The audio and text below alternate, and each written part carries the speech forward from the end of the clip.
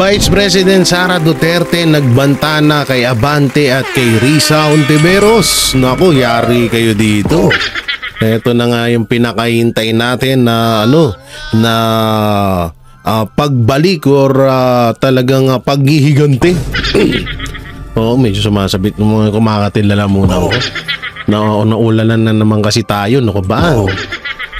So dito sa pinaka-latest na interview kay Vice President Sara Duterte ay napag-usapan yung mga binitawang salita nitong spokesperson ng House of Representatives na si Princess Abante at kaagad naman sinupalpal ni Vice President Sara Duterte.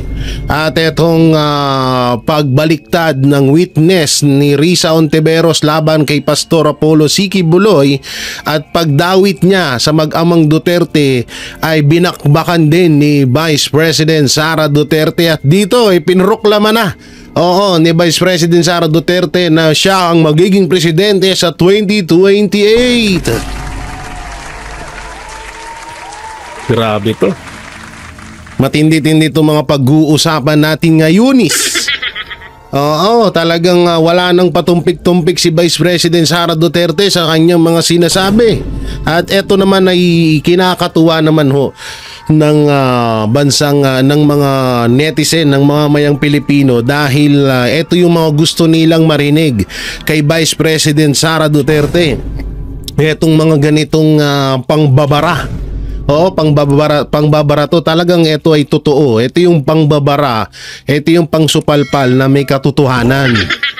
Hindi yung katulad nung spokesperson na dalawa dyan na aso ni Tambaluslos tsaka ni Bongit, puro lang tahol na piling nila, nababara nila or nasusupalpal nila si Vice President Sara Duterte, pero ang totoo ay bumabalik lang din naman sa kanila. At dito nga sa isang interview na to, ang dami natin malalaman na talagang wala nang padalos-dalos kung magsalita si Vice President Sara Duterte. Talagang pinupukol niya na ng gusto itong Malacanang, itong administrasyong Marcos. At dito marami din siyang mga binitawang salita. So eto po yun, latest interview kay Pangulong Duterte. Matatawag na natin Pangulong Duterte talaga dahil alam naman na natin na magiging Pangulo ng bansang Pilipinas sa darating na 2028 ito. So ito ba, pakinggan natin. Ang naperwisyo sa pagbaha, sabi ko, and then napagkwentuhan namin na taon-taon na lang na ganon, pero hindi talaga, wala talagang mga proyekto na nag-a-address sa baha. Ibig sabihin, inaantay na lang natin dumating yung bagyo at yung baha at maging biktima na naman tayo ulit ng baha taon-taon. So, yun naman talaga nangyayari ngayon, di ba? Talagang waiting na lang tayo kung kailan tayo aabutin yung mga bahay natin. Kasi nga yung flood control nga daw na overwhelm. Yun yung napag-usapan kanina sa pagsimula ng aking bisita. Vicky, tanong ko lang po kasi may breaking news kanina na na-deny po yung motion to post bail ni Pastor Apollo Quiboloy. Na ibalita niyo po ba sa kanya yun, or kung hindi, anong pong reaction niyo patungkol doon? Hindi ko nabalita sa kanya kasi ngayon ko lang nalaman na na-deny ang motion for bail ni Pastor Apollo Quiboloy. Pero nabanggit namin kanina, napag-usapan namin kanina si Pastor Apollo Quiboloy. Pero as usual, yung kwentuhan namin tulad ng buhok ni Trillanes ay sabi niya na pareho daw sila ng palad ni Pastor Quiboloy, pareho daw sila ng kapalaran. Tapos sabi niya, sana pala hindi na lang kami naging magkaibigan, baka pa hindi kami napunta sa detention. Sabi ko wala namang kinalaman yung nagtawanan kami. Sabi ko wala namang kinalaman yung mga guhit niyo sa palad sa inyong sa mga pangyayari ngayon. Sabi ko sa kanya, politika lahat yan. Yes, Vice. Hindi talaga, alam nyo, may tuturing na talaga din na kung ano nga yung ginawa nga kay Pastor talagang ngayon ang nagsimbolo ng katotohanan na mga ginagawa ni Marcos Jr. or gagawin pa lang. Kita nyo, nung ginawa kay Pastor, ginawa din kay Pangulong Duterte. Salamat sa oras at panahon. May continuation ka, Boss Dave? No, mamaya na. Ma'am, may pa po tayo. Sinabi po ni House spokesperson Ayan na. Abante. Eto na! Tungkulin po daw ninyo. Eto na! State of the Nation address ni BBM. Sabi niya po ay handa ang Kamara, ay welcome kayo sakaling gagalo kayo sa SUNA. Full comment mo on this, ma'am.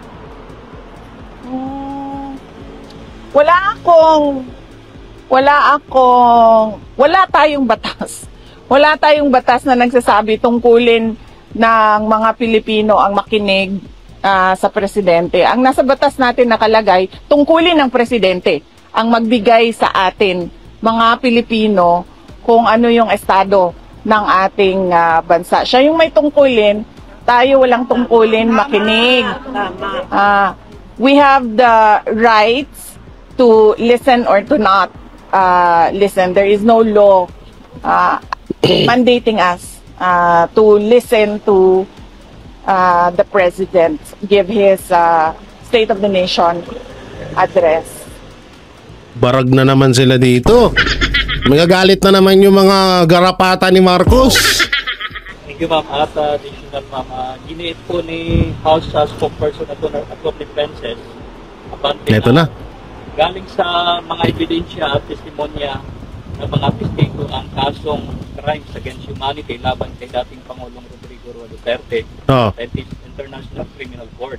Anya, marites po daw ay yung sinabi ninyo na nakakulong si PRRD dahil sa chismis. May sagot po ba tayo dito na? Siguro dapat huwag magsalita si Miss Abante patungkol sa ICC case dahil spokesperson naman siya ng House of Representatives. Tama. At wala namang kinalaman ang House of Representatives sa ongoing na kaso ngayon. Sa madaling salita, sabi ni Vice President Sara Duterte, huwag kang ipal. Alam mo ba yung ipal? Barag na naman si Abante.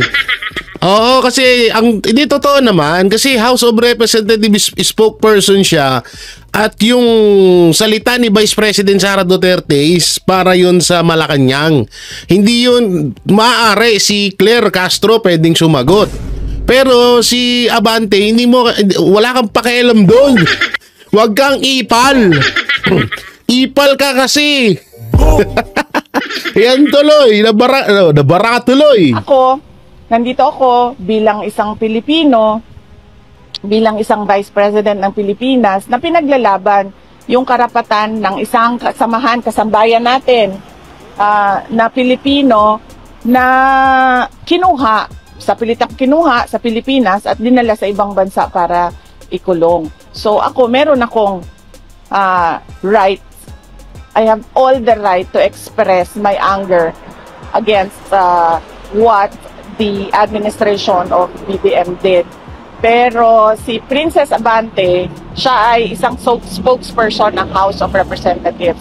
So ang dapat niyang itinatopic o ibinabahagi sa taong bayan ay kung ano yung nangyayari sa House of Representatives. Huwag siyang sumausaw. Ayun. Yan kasi, panay-sausaw mo naman kasi Abante. Nakukulangan na, hindi kasi alam nyo, kailangan din kasing kumabig ni Abante. Lalo't magkakatapusan na, no, kailangan madagdagan ng kwarta. So kailangan sumipsip ni Abante sa kanyang bossing, hindi lang daw palagi si Auntie Claire. Kailangan may din naman daw siya, may contribution naman din siya at banat sa mga Duterte. Eto naman si Vice President Sara Duterte, matalino to. So tama naman yung sinabi niya. Dapat yung tinatapik mo or yung sinasagot mo, unang-una yung mapatungkol sa House of Representatives. Katulad niya, halimbawa, bakit hanggang ngayon pinag-aantay ng House yung hinihingi ng Supreme Court mapatungkol sa impeachment laban kay Vice President Sara Duterte? So yun dapat ang mga sinasagot niya. Excuse me. Kaso, yung mga hindi mo naman dapat kailangan sagutin, ba't mo sinasagot? Hindi ka naman spokesperson ng Malacanang, ogag ka ba? Kaya nga, sa madaling salita, huwag kang sumausaw. Sakit nun. Huwag na siyang sumausaw sa, it's out of her league. You know. Thank you po, okay lang. Sinabi po ni Philippine Ambassador to the US na si Jose Manuel Romualdez na bukas po ang Pilipinas sa plano ng Amerika na magtayo ng isang ammunition factory sa bansa. Nako, yan na. Kung pinuna yung foreign policy ni Marcos. O nga pala, wait lang, i-explain ko po sa inyo kung ano po ba itong gustong itayo ng Amerika dito. Unang-una, may isa akong video dyan na kung saan may pinirmahan si Marcos kapalit ng ulo ni Lisa Araneta Marcos. Panoorin nyo na lang. So ngayon, eto nga yung sinasabi namin noon na magiging tambakan ng basura ng Amerika, yung factory na itatayo na yan. Hindi ko alam kung pero yan ang bali-balita, parang basurahan daw yan ata na alam niyo ang mga basura ng Amerika tas dito dadalhin sa Pilipinas. Pero yan ay bali-balita pa lamang, pero sureball na may factory na itatayo dito ang Amerika sa bansang Pilipinas. So sa madaling salita parang gagawin tayong imbakan or gagawin tayong yung lugar natin gagawing pabrika ng Amerika. Ang sagwa, di ba? Junior, dahil sa masyadong pagpiling sa US, ma'am, ano po ang masasabi niyo dito?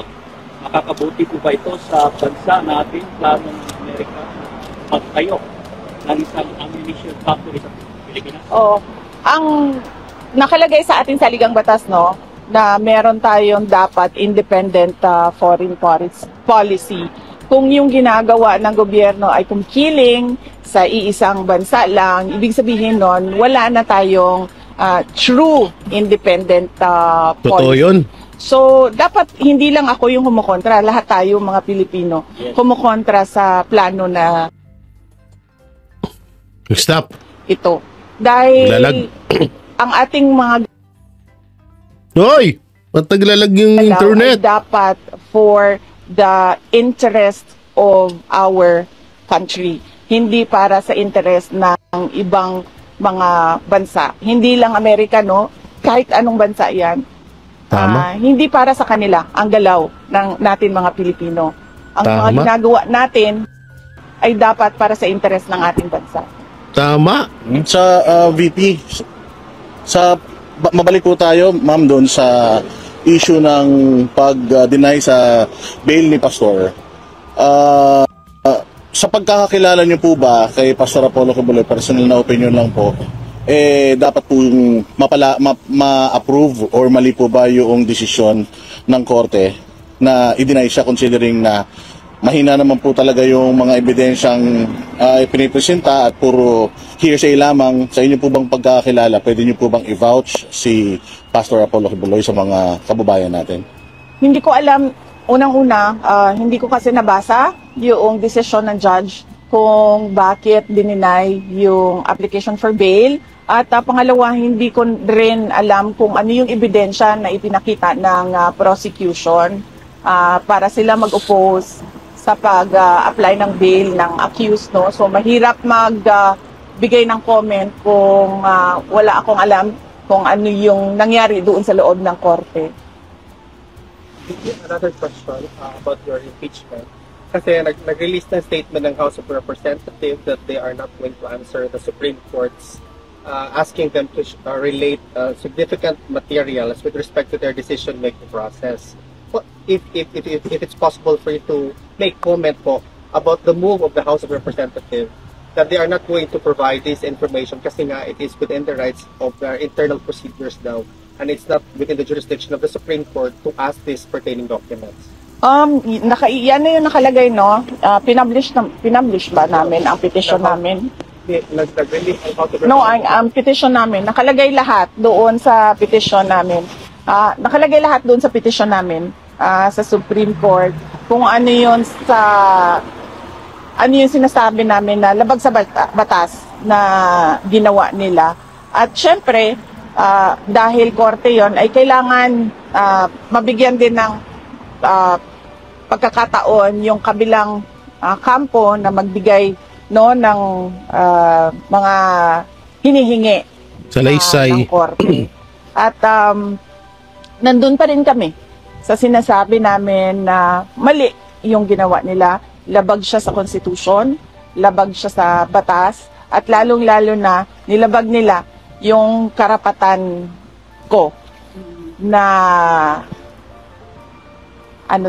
na maging fair yung proseso ng pag-file ng impeachment. Any question? Madam VP, bumabaha po ngayon sa Pilipinas dahil sa bagyo at alam naman po natin na meron po isang congressman from Bicol ang nagpo-propose Ito yung sinisisi na naman kay Pangulong Duterte. Pakinggan natin. na imbestigahan po yung Dolomite Beach na dahilan daw po ng pagbabaha sa Metro Manila. Oo. So maraming pong ulit baha ngayon, baka ibintang din po yan kay Pangulong Duterte dahil alam naman natin na yung Dolomite Beach isa po sa mga projects ni Pangulo. Oo, hindi na ako magtataka kung lahat ng ginawa o lahat ng ginagawa ni dating Pangulong Duterte ay imbestigahan ng administrasyon ngayon. At hindi na rin tayo magtataka kung lahat noong mga nangyayari ay sasabihin nila na kaparte yan ng war on drugs. At kasalanan yan ni President Duterte. Kasi nga, Miray mo, pati baha baka baka pati baha damay na sa war on drugs. Oo, baka sabihin nila yung eto nga, sa totoo lang ginawan ko na to ng BJ. Na baka yung paghahanap ng mga Pilipino kung nasaan na ang flood control dahil sobra yung baha ngayon, baka mamaya isisi na naman yun sa mga Duterte. Baka sabihin nila walang pinatayong flood control ang mga Duterte nung panahon nila. Malamang sa malamang gagawin ng administrasyong Marcos yung pustaan tayo.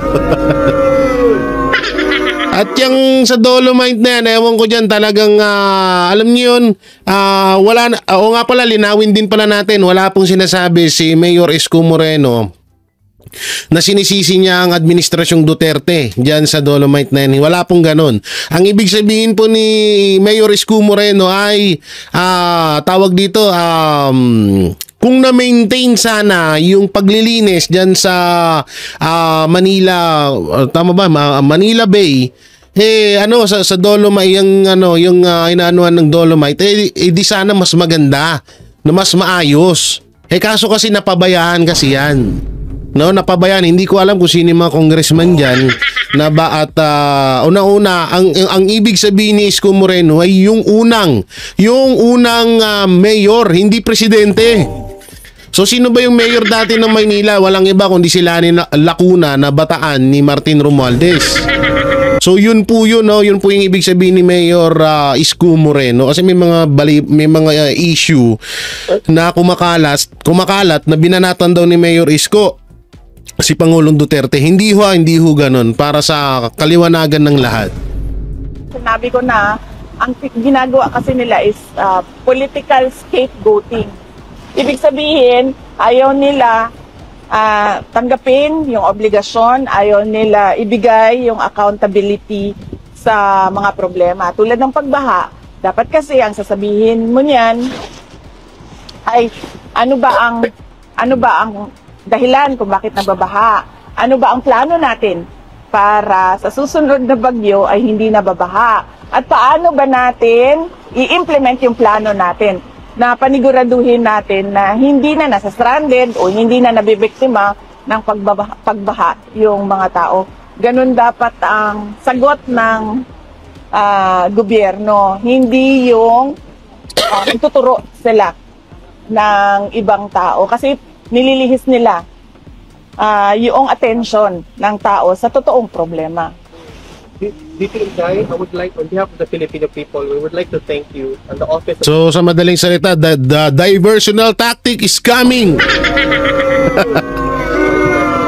for extending the Libre Sakay program to, because it has actually elevated a lot and helped a lot of people especially those areas na talagang presently itong libre sakay. Do you have a message to those people, ma'am? We're very thankful for this program na-extend pa siya. Yes. Oh, well, kung gaano man kaliit, kahit gaano man kaliit yung project namin. So as long as magagawa namin ay itutuloy yan ng Office of the Vice President. At sa ngayon, nabasa ko sa reporting kanina doon sa aming group chat sa opisina ay nagkikater ang kasi peak hours lang yung libreng sakay, pero ngayon may emergency dahil marami ang stranded dahil sa baka. So nagtuloy-tuloy yung pagtakbo ng bus para tulungan yung mga na-stranded doon sa kanilang mga assigned routes. Salamat. May bago pong statement, VP, si General Torre tungkol sa mga DDS. Wala daw utak. At saka ang mga DDS daw at ang mga Duterte ay anti-government. At isa pa, nananawagan siya ng pagkakaisa, and sinasabi din niya na ICC na ang pinaka-fair. Ano pa daw ba ang inire-request na? Nananawagan ka ng pagkakaisa, putangin na ka. Ikaw nga, hindi mo kami sinusunod sa panawagan namin pagkakaisa, haslo. Kiraulo, abno. Kulang-kulang. Sinto-sinto. Yan, deserve mo yan. Natin bakit gusto mo nating pauwiin si Pangulong Duterte, nasa ICC na, which is ang pinaka-fair daw po na korte sa buong mundo. Lagi ko naman na yung sinasabi pag mayroong nagsasabi sa akin na baliw ako, or may nagsasabi sa akin na kahit ano, tulad niyan, may nagsasabi sa atin na bobo tayo, parang sabihin na lang natin, it takes one to know one. So kung wala, bobo kami, bobo ka din. tayo lang. Tama. Yes, tayo lang yan. Oo, una-una, bobo ka rin naman. Biruin mo, naghanap ka ng heartbeat dun sa kingdom, wala kang nahanap na heartbeat. Naghukay ka pang hayop ka. Tapos si pastor daw, tumatagos-tagos daw sa dingding. Hindi na mong kabobohan yun. O, tama yung sinabi ni Vice President Sara Duterte, bobo kami, bobo ka rin. It's a tie. Bobo tayo, mas sabi ni Mama sa tubig, ipunin.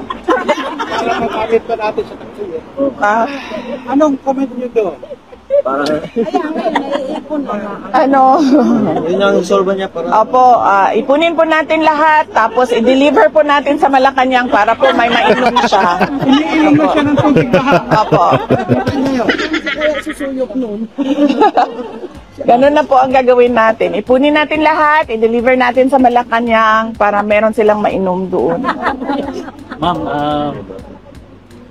okay lang. Kasama ba sa option kay PRRD ang suggestion ni Atty. Harry Roque ng domestic legal remedy? Napag-usapan namin yan, at ang napag-usapan namin magkakapatid ay one after the other ang remedies, hindi sabay-sabay. Ma'am, At alam ni Atty. Harry Roque yan. Alam niya. Dahil ilang beses na yan napag-usapan. ma'am, na kay na hinumduman nga tabang ni Pastor Kibuloy sa panahon sa eleksyon kay BBM. O importante ba ang ma'am, kanang utang na loob sa mga Pilipino? Sa mga Pilipino, yes, utang na loob, delikadesa, malaki sa atin yan, delikadesa, utang na loob, bayanihan, yan yung mga portraits ng mga Pilipino. Kasama na ang pagiging hospitable. Yes. Portraits yan siya ng mga Pilipino. Kaya na hinumduman katong gitabang ni Pastor Kibuloy sa panahon sa eleksyon ni BBM. Oh yes, nag-endorse si Pastor Kibuloy kay President Marcos noong 2022. At nandoon ako the day na nag-endorse siya. Kasi bago kami umalis ng Davao City, dumaan kami sa simbahan, sa Catholic Church, then dumaan din kami kay Pastor Apollo Kibuloy at nag-prayer siya. Nag-pray siya para sa akin at nag-pray siya para kay President Marcos. Meron akong nabasa na tumulong siya bago pa yung presidential elections sa Senate run ata ni President Marcos. Ngano di ay? Kaya administrasyon man ang nag-ipit siya karon but pa sa buhay. Ano sila? Mangga nga. Mangga nga. Mangga nga ni. Mangga. Comment lang ma'am nga, ang President sa America is i-invite si PBBM before sa SONA niya. Hindi, alam nyo, ito may kasi, linawin natin yung katanungan kasi nga, ay baka may mga sintu-sintu dyan na hindi makaintindi. Kasi palagi ko rin nakikita yan sa mga vlogger na isinusumbat daw ni Pastor yung naitulong niya kay BBM. Wala hong panunumbat na ganon. Kasi ganito noong panahon ni Marcos na tumatakbo siya kasama si Vice President Sara Duterte, yan nga, andyan na nga rin si Chavit, si Pastor, lalong-lalo na si Pastor, tumulong yan, eroplano, bus, camera, media, kasi walang media nun. Yung tawag dito, yung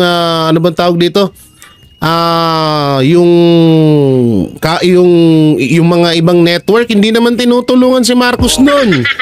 Wala, tanging SMNA lamang ang tumulong. Ngayon, sa ganda ng ginawa sa kanya ni Pastor, biruin mo sa nga nakita na ungkatin mo yung 5 years ng binasurang kaso. So ibig sabihin wala na talaga. So ibig sabihin galit lang talaga or talagang walang ya lang talaga si Marcos Jr. Kaya niya ginigipit si Pastor Apollo Siki Buloy. Baka sabihin kasi ng iba dyan, kasi nagagalit kayo kay Marcos kasi kahit may mali na si Pastor, gusto pa rin pa siyang kampihan ni Bongbong. Wala hong ganun. Una-una, bukod sa walang pagkakamali si Pastor, sadyang sana man lang alam niya nang ginigipit yung tao, ba't ayaw niya pang tulungan? Sa oras nung kailangan ni Marcos Jr. ng tulong, nandiyan si Pastor para tumulong sa kanya. No? So, yun po yung nun. Yun po yung ibig sabihin nun. Hindi yung sumbat. Walang sumbat na nangyayari. Wala ka pala mag-invite sa Pag-usapan daw ang I-invite tarif. siya? Yes, Asa ang invitation letter?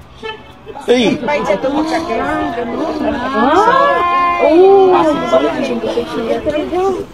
Ano to, yung sa SONA? Ibig sabihin fake news pala yun?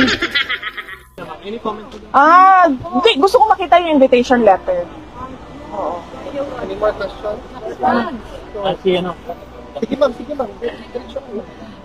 Ma'am, pwede mga tanang kung anong God ka na. Ang mga tao ba, curious lang sila about ni Attorney Rocking na nung atong last Saturday wala siya. Invited ba daw siya atong event? Wala man natay isa-isa giimbita na tanan invited. Oo. And everybody is Sino yung nagtanong na yun? was, is, are. Where? Everybody welcome. In fact, dito sa ano bang tawag dito, Duterte Tsaka ba't pa kailangan imbitahin? Lahat nga dyan welcome. Street. Welcome lahat. Sa lahat ng rallies, welcome lahat. In fact, nasaan na yung yung kasama ko sa Australia at pupunta din sa kasama ko sa Australia, pupunta din sa Korea. Lahat welcome and invited sa sa mga rallies natin. Siguro ang advice ko lang sa lahat, hindi naman talaga yan maiiwasan na meron tayong pagkakaiba ng opinyon, ng paniniwala, ng prinsipyo. Dapat yung mga ganon, pag merong problema, ay iset aside natin. Mag-focus tayo doon sa kay totoong dating issue. Pangulong Rodrigo Duterte. Yan, tama. Kasi siya yung nangangailangan ng tulong. Ito, pakinggan nyo yung mga nag-aaway-aaway dyan. Kesyo, nawawalang panty. Chismis, ganun. Ito na yung kasagutan sa problema nyo. Putangin na nyo. Puro kayo awayan ng awayan. Wala namang kwenta yung nag-aawayan nyo. Natin ngayon. Isa lang ang goal natin is makagawa si Tatay Rio. Yes. Sino ba yung nagtatanong na yan? Huwag na magkaisa dahil. Oo. Tapos kung ano naman, kung gumamit tayo by analogy, parang ano yan eh, parang mag-asawa. Yan. Di ba sa mag-asawa, darating yung punto na magsige na maglalis, magsige na mag-away, lagi kayong nag-aaway, lagi kayong nagtatalo, meron kayong mga hindi Pagkakaunawaan. dahil nga magkaiba yung ugali ninyo, magkaiba yung personalidad ninyo, magkaiba yung upbringing ninyo. Pero tatahimik kayo dahil meron kayong mga anak Tama. na kailangan kailangan na maayos yung pagpapalaki ninyo sa kanila at hindi nila nakikita na nag-aaway lagi yung kanilang mga magulang at nakatutok sila doon sa mga principal, mga primary ano ba tawag niyan? Gawa na lang ng primary individuals doon sa relationship. Individual pala. Sorry. Sa isang marriage, hindi kasi pag meron na kayo, kung kayo lang dalawa, kayo yung dalawa. Pero pag may anak na kayo, hindi na kayo yung dalawa ang importante. Ang importante na ay yung anak ninyo. Ganun din yun sa atin. Meron marami tayong pagkakaiba. Pero hindi tayo ang importante dito. Ang importante dito ay si President Duterte. Yun o. Parang ganun yun. Ayan ang liwanag ho niyan. Yung iba kasi dyan, away ng away. Kesyo si Kati Binag, ayaw labas si USB. Kesyo yung isa, tahol ng tahol. Ako hindi naman ako nangingilam. Kaso nga lang, natatabunan kasi yung issue kay Pangulong Duterte. Dapat meron tayong pagkakaisa ngayon. Katulad niyan, di ba? Banateros. Nakakasama si Ma'am Kati Binag. Ang Banateros nakakasama yung mga galit kay Kati Binag. Di ba? Si Marley ka lang ngayon namin kasama. Hindi, di ba? Dapat kailangan natin ng pagkakaisa. Focus tayo doon sa kung paano mapauwi si Pangulong Duterte. Yun ang ibig sabihin ni Vice President Sara Duterte. Tsaka yung ano na yun, yung mga hindi pagkakaunawaan. Kasi totoo naman. Kung yung mag-asawa nga minsan, di ba, nag-aaway. Kayo pa kaya, hindi naman kayo magkakaano-ano. So kapag may mga hindi pagkakaunawaan, mag-chat kayo, private chat o bakit, anong problema mo sa'yo? Sabihin mo sa'yo anong problema para masolusyonan. Ganon, hindi yung sa social media kayo magbabakbakan. Love na lang o hindi pwede. One more. Love naman love, di ba? Love. Mag-love na lang daw. Hindi pwede love na BBM. VP, sa issue May question pa. sa issue po ni alias Rene, kasama po sa kanyang testimony Neto na. for na kayo daw pong dalawa ni Pangulong Duterte ay inaabutan ng baril sa Glory Mountain sa Davao at nag-recant po siya. Kayo po ba ay mananawagan sa mga taga-Senado at mga kaalyado natin sa Senado na maimbestigahan yung recantation na yon ni alias Rene para ma-clear po yung inyong pangalan? Definitely. Kung hindi lang panawagan para maimbestigahan. Kung kailangan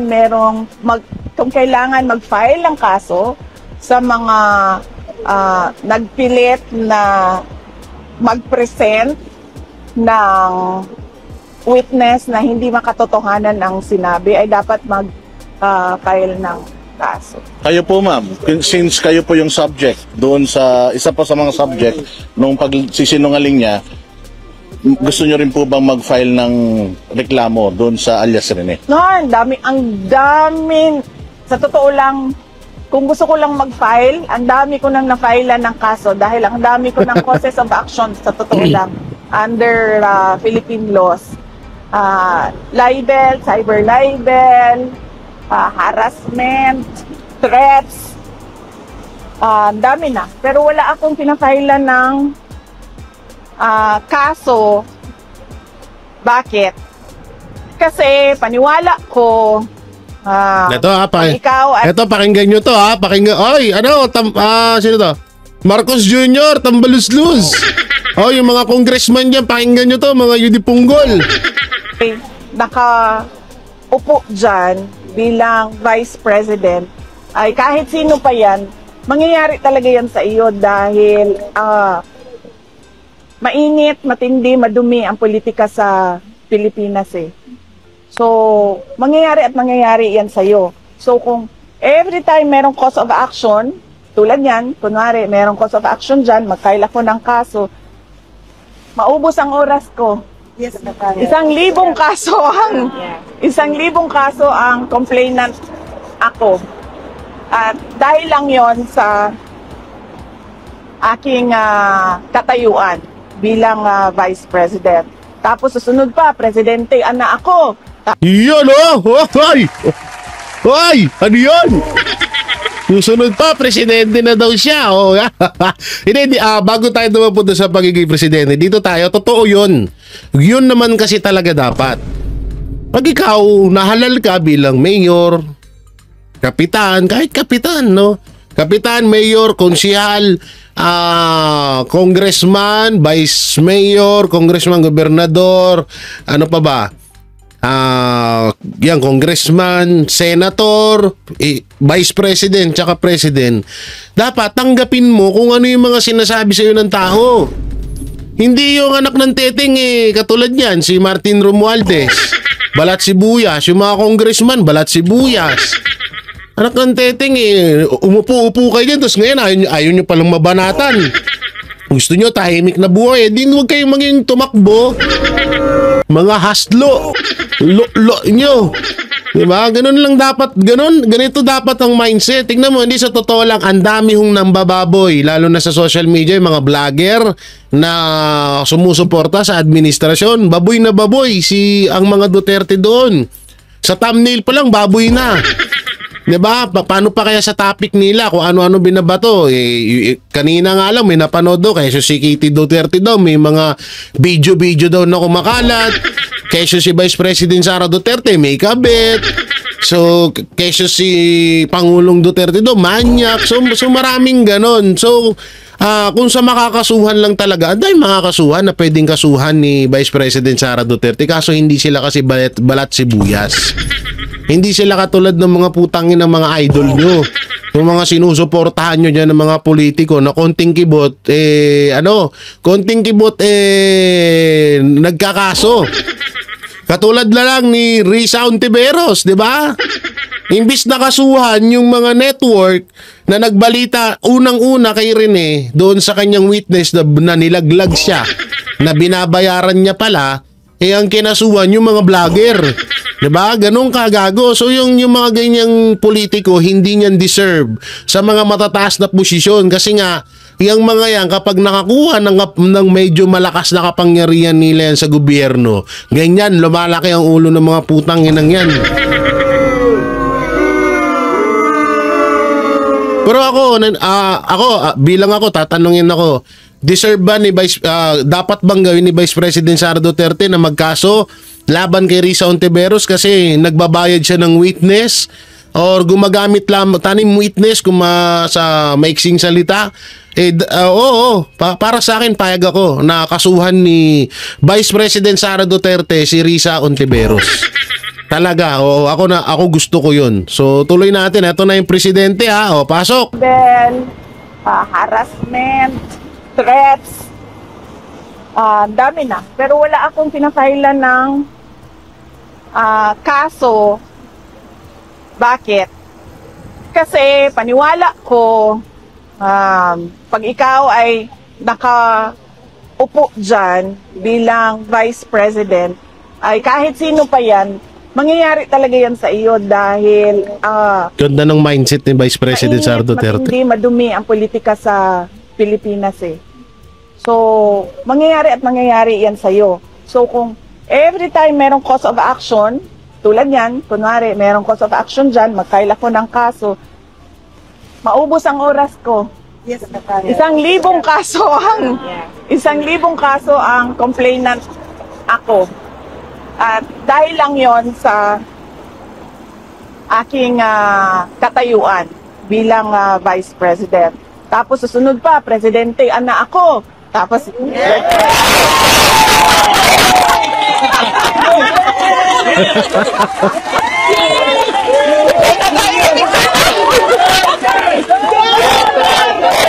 Iba rin ha.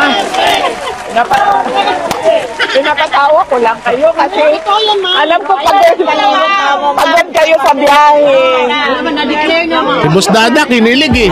Pagod kayo sa biyahe. Si Boss Dada kinilig. Oo, nakita niyo yung kilig ni Boss Dada kahit maitim siya doon, no? Kilig na kilig eh. Narinig yung sabi ni Vice President Sara Duterte na ano eh, na magiging presidente siya eh. Kinilig bigla si Boss Dada eh, no? Nainit at naulanan.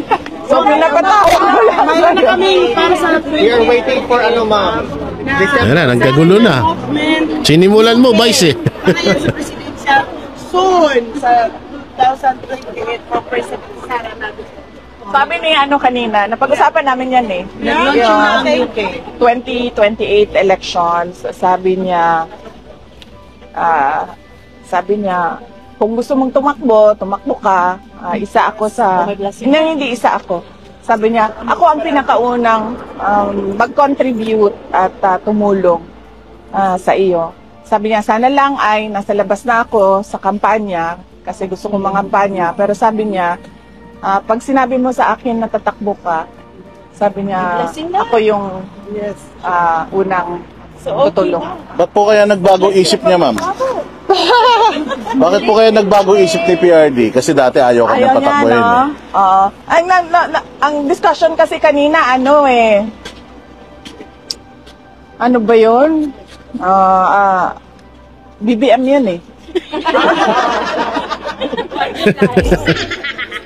Oo nga no, ba't kaya biglang nagbago isip ni PRD? Sabi niya, Marcos daw tatakbo. Sabi ko, Marcos daw tatakbo. Sabi ko na, alam mo, wala nang boboto. For a Uy! Yes, Ang saklap nun! Tinapos na ni Vice President Sara Duterte. Wala na, finish na. Wala na nga. Totoo, wala na talaga buboto. Oo, tangina, tingnan nyo nangyayari sa Pilipinas ngayon. Kung may mananalo pang isang Marcos sa pagiging presidente, naku po, maawa naman kayo sa amin. Pati kami na hindi na ayaw namin na sa Marcos, madadamay kami. Ever sa history ng Pilipinas, maging na ako, fortune teller na ako ngayon, nakikita ko na ang future. Sabi ko sa kanya, walang boboto sa mga Marcos na for president. Kasi unang-una, sino ba ang kakampi niya? Yes. Yan na. Ang mga dilawan. Paktay. Ang mga dilawan, pagdating sa election, pagdating sa selection, pipiliin nila dilaw. Hindi yan pipili ng Marcos. Sabi ko, sino pang kasama niya ngayon, kaalyado niya ngayon? Mga kaliwa. Sabi ko, kung ang mga kabayan pipili, para nila lang give up yung kanilang money-making filosofiya na sila, na gusto nilang pabagsakin yung administrasyon at gusto nila sila yung i-install na gobyerno. So, sino boboto? Wala nang boboto sa kanya na na saklap nun, no? Ako, bumoto ako sa kanya noong 2022. Nagmahay na ko. Natagam. Yes. Nakakawa na og tagam. So, sino ba boboto sa Marcos? Sa susunod? Wala na. Wala man silang kasama.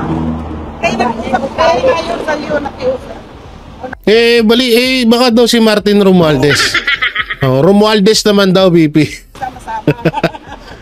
Alam nila yan.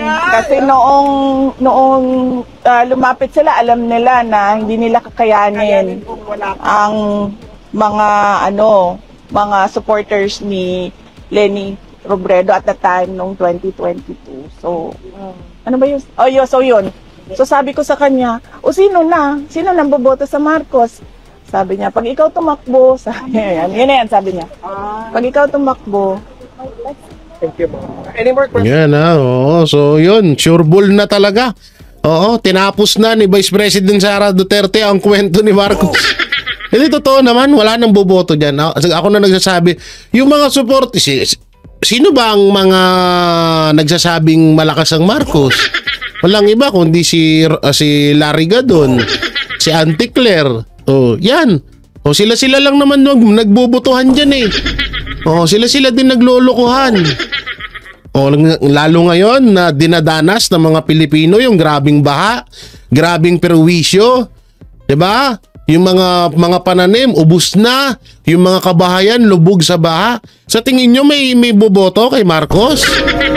Wala nang boboto diyan. Ako na nagsasabi sa inyo, wala nang boboto dyan, pangako yan. Kung meron man siguro mga robot, ganun. Mga dummy account, mga trolls, yan. Hindi naman sila mahilig, yan yung mga supporters nila. Kaya nga ngayon, pag may nalaman kayo ng mga supporters ni Marcos na nananatili pa rin, na naniniwala sa kanila, puta na, tanga-tanga ng mga hayop na yan. May mga ano yan. May mga sakit sa pag-iisip yung mga yan. Sorry pero yun ang totoo. Kung ikaw hanggang ngayon supporters ka ni Marcos at iboboto mo siya, iboboto mo sila sa darating na 2028, kung si Sandro man, kung si Amy Marcos man ang tumakbong presidente ng bansang Pilipinas, kung sino man ang boboto dyan, may sapak ka na sa ulo. Magpa-check up ka na sa Mandaluyong. Parang kailangan mo na yon, no? So, totoo yun. Totoo yung mga sinabi ni Vice President Sara Duterte. At mga banateros, anong maikukomento nyo po dyan?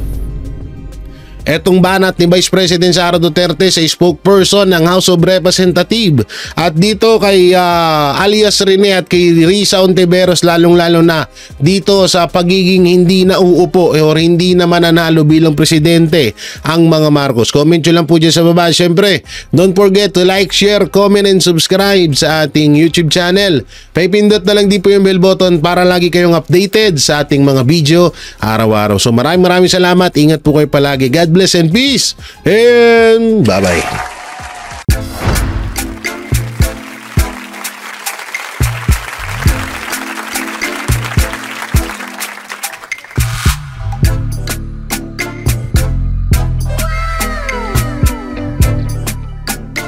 The next performance will start momentarily.